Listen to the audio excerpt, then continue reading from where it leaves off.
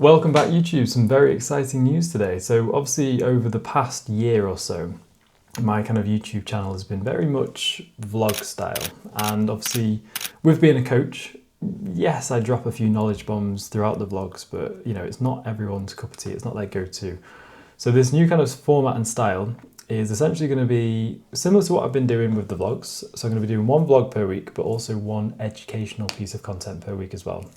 And they're only going to be very short, kind of 10-15 minute videos, depending on how long I talk for.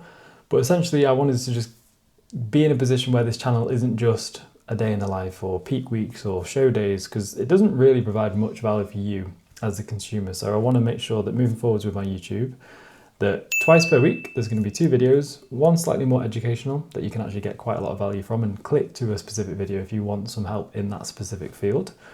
And the second will still be the vlog style, so training, show days, holidays, etc. And the first video that we're kicking off this new kind of series and format with is sleep, which is a huge fundamental of any form of physique development journey and something that's massively overlooked and something that you shouldn't sleep on, no pun intended.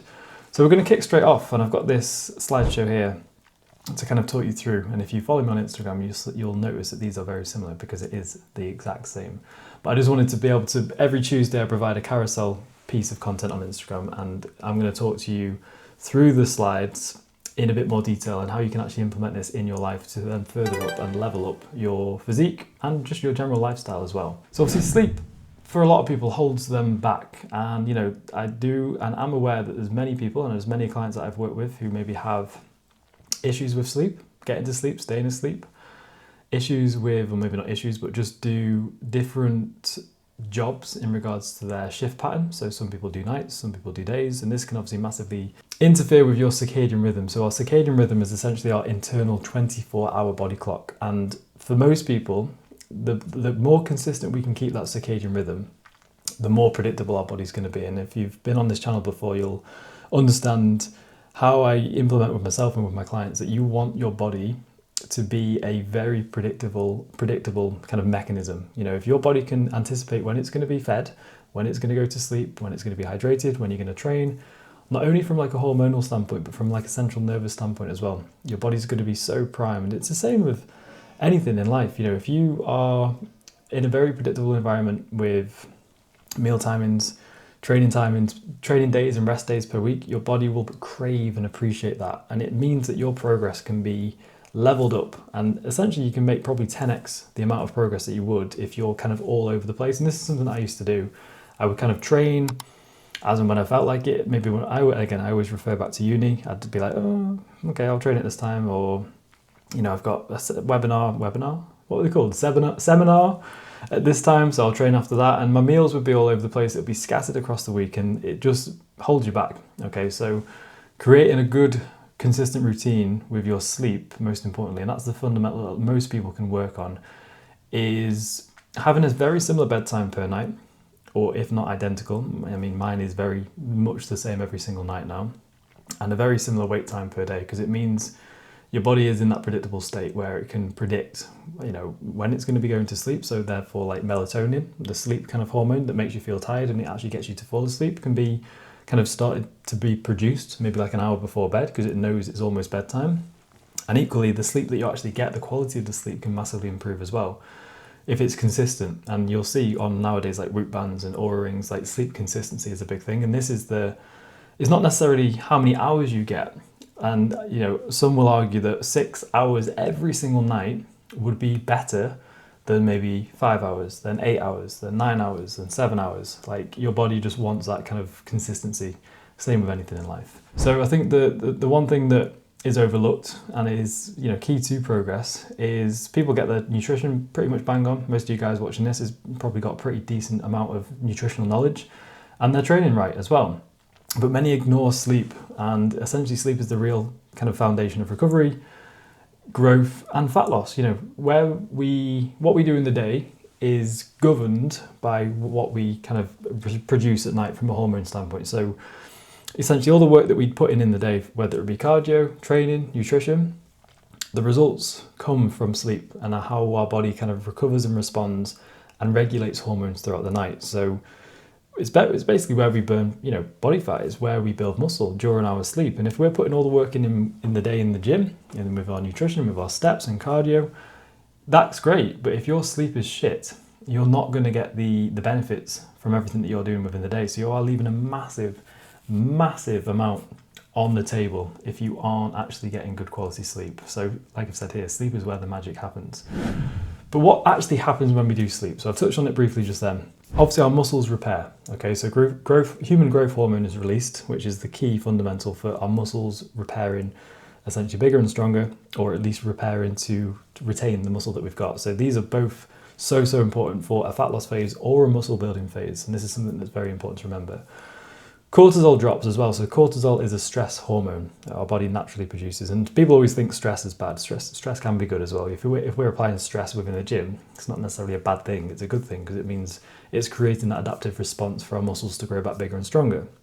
Albeit if we are too stressed all of the time, it's going to have a massive impact on recovery, and therefore we're not going to build as much tissue or strip as much body fat as we would like.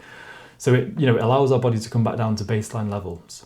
Okay, so cortisol massively drops, and it makes it easier for us to actually make progress from a fat loss standpoint as well. Also, our central nervous system almost has like a bit of a reset when we're asleep. So you can imagine, this will be a separate video again, but we have two sides to the central nervous system: the parasympathetic state, which is like rest and digest; the sympathetic state, which is when we're in kind of fight mode, or when we're in the gym getting riled up, or having an argument with the missus, for example. But we want that kind of balance to be right. If we're too heavily driven into that sympathetic state, we're not going to recover properly, we're not going to digest food properly, we're not going to partition nutrients properly. So good sleep essentially helps us reset that CNS, okay? And also fewer cravings as well, because it means our hunger hormones, which are ghrelin and leptin, are regulated as well. So if you're sleep deprived, chances are the next day you're probably going to feel very, very hungry. And this is obviously, when you are in a fat loss phase, detrimental for overall kind of adherence, because your temptation is going to go up massively. And that may be down to your shit sleep. It's not because you've got, low willpower. It's not because there's snacks all over the place, or because your missus is eating food right in front of you. It's probably because you've had a shit night's sleep, and therefore it's going to interfere with ghrelin, and that's going to massively be spiked. And it's obviously not what you want when you're in a fat loss phase, because you don't want cravings to be high. And I think if you are very food focused, this is again why you need to massively look at your sleep. So obviously within my bodybuilding prep this time round, my sleep has never been better. Okay, I've obviously put on this slide here the kind of my recovery score and my sleep score for the past year, and it's been very, very good. Let's just say that. And this is not by chance. This is because I've created that routine. So when I obviously locked in a proper consistent wake time and bedtime, even on the weekends, which I know seems sometimes a bit weird, if you don't have to get up at 6 a.m. on a weekend, why would you? And I'm not saying to get up and start doing work, but just get up and even just sit downstairs and read a book, watch TV, anything, okay? As long as your body's up and active, it can regulate, and it'll be so much easier when it comes to Monday. So again, it's massively improved my energy throughout the day. I've been dieting for 25 weeks. I'm here. Hopefully I don't sound like I'm too fatigued when I'm 5 days out from my next show. Cravings, honestly, like I've mentioned in previous vlog style videos, have been non-existent. And this is again down to what we've mentioned already from a hunger hormone standpoint. And just my recovery has been amazing. Like normally I'm picking up injuries left, right and center. I'm sore going into the next session. But this allowed me to not only have all of them better, kind of energy levels, cravings non-existent, and recovery being on point, but it's also allowed me to hold on to a lot more muscle than what would normally be deemed my current point in previous diets. So normally when I've dieted down in the past, I've looked a bit skinny and gaunt towards the back end, even after like a peak protocol. And on shoot day, I've always looked back at the picture and thought, oh, I'm still skinny. I'm still just a skinny lad.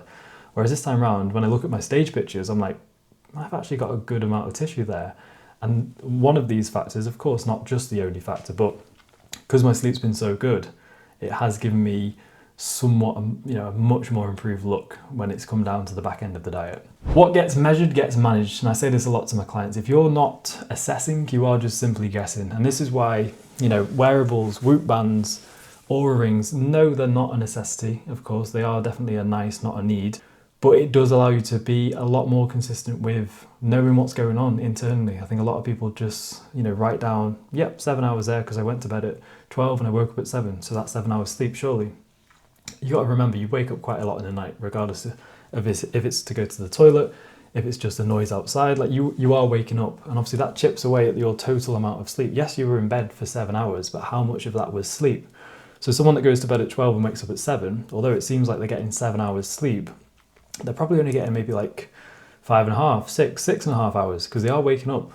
Sometimes you don't even know that you wake up in the night, but you will be awake, and your kind of Aura rings or Whoop bands, and there are cheaper alternatives, don't get me wrong, you don't have to have them too, but they do allow you to see kind of how much kind of sleep you've got in terms of the quality of the sleep, what different phases of sleep you've been through as well, so like REM sleep, deep sleep, slow wave sleep, and also it can massively help with like tracking your habits from day to day as well. So with the Whoop band that I've got, it can allow you to fill out your journal, which tells you like, you know, you input how much caffeine you've had that day, how many meals you've had that day, whether you've eaten within daylight hours, have you done any cardio, have you done any training.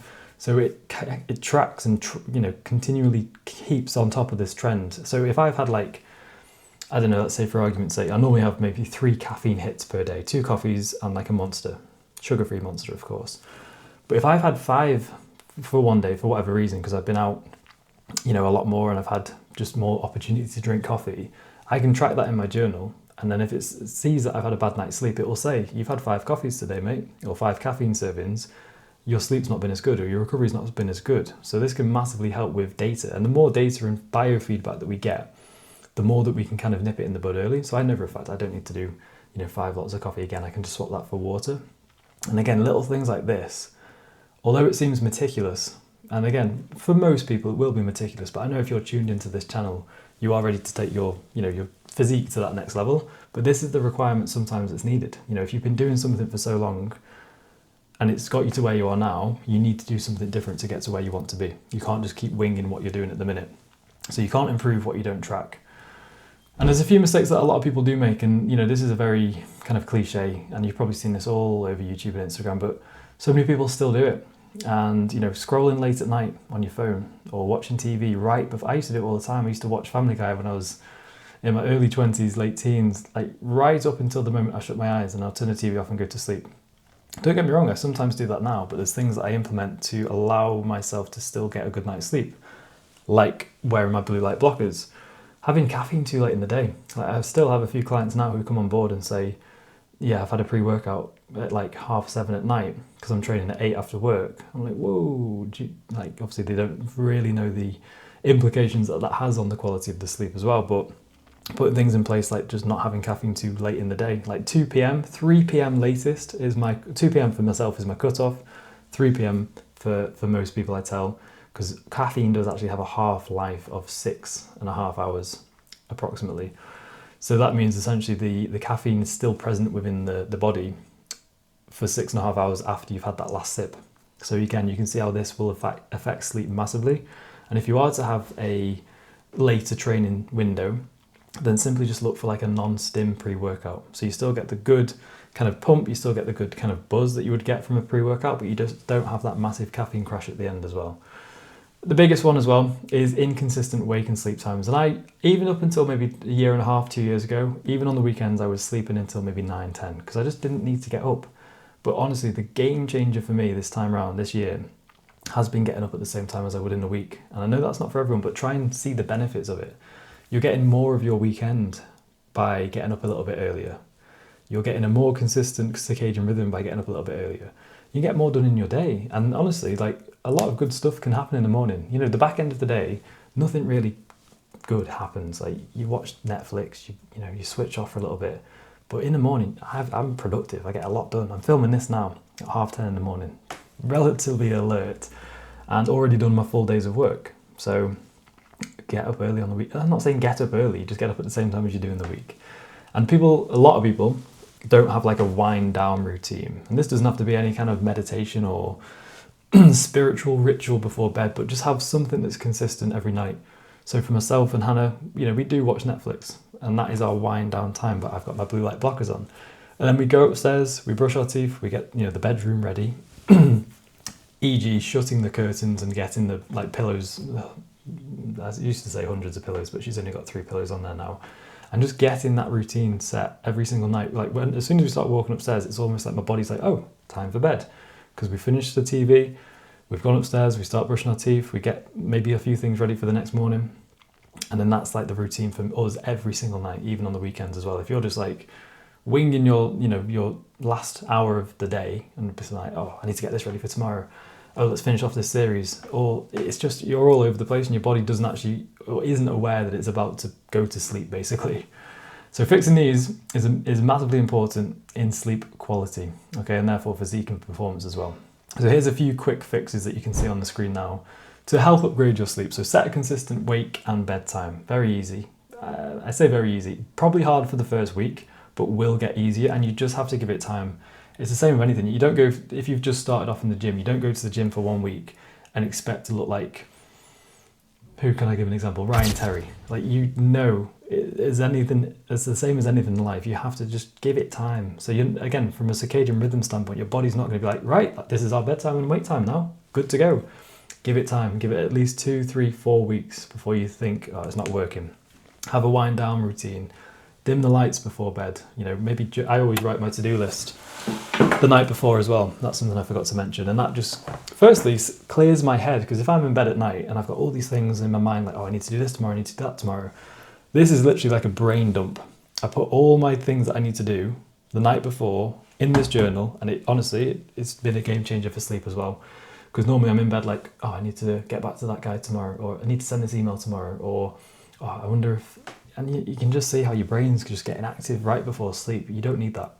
And I'm not a journal kind of guy or a manifestation kind of guy, but just writing a simple to-do list the night before, and I don't mean like minutes before bed, maybe just like 30 minutes before bed, allows me to brain dump all that shit that's going on in my head, which I don't want before bed, onto a journal, and it's all done.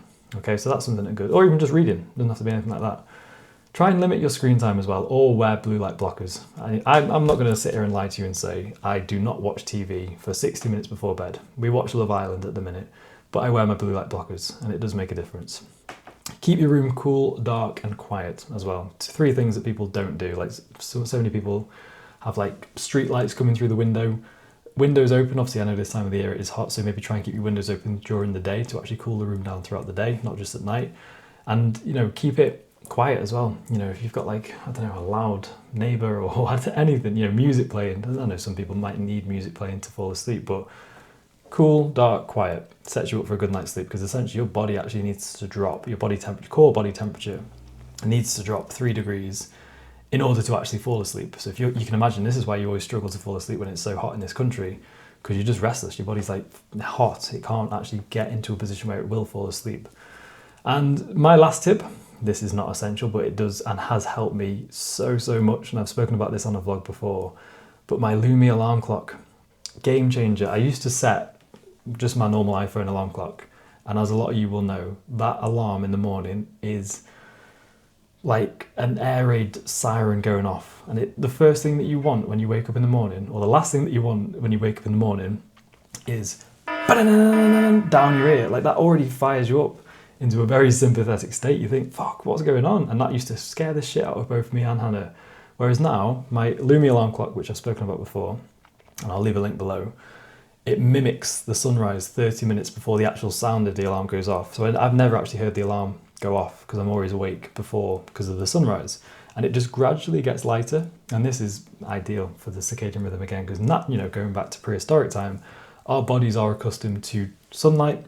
The sun coming up gets us more awake, more kind of cortisol's produced, melatonin's reduced, dopamine's produced. And it's the same at night, as kind of the sunlight goes down or sunset comes out, our kind of body produces more melatonin. So we are set to live a certain way.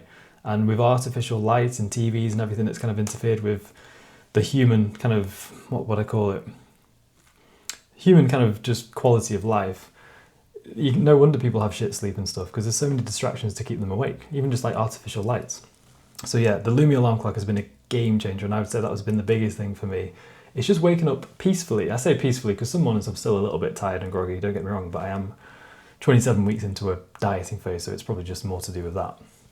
But yeah, the Lumia alarm clock, peaceful wake up every single morning, okay?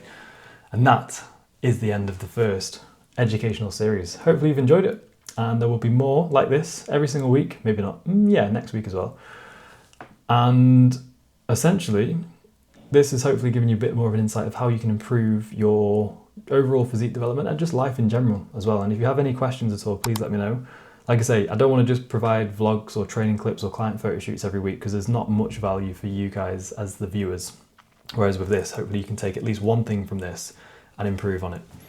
So thank you very much for watching. I will look forward to seeing you in the next one.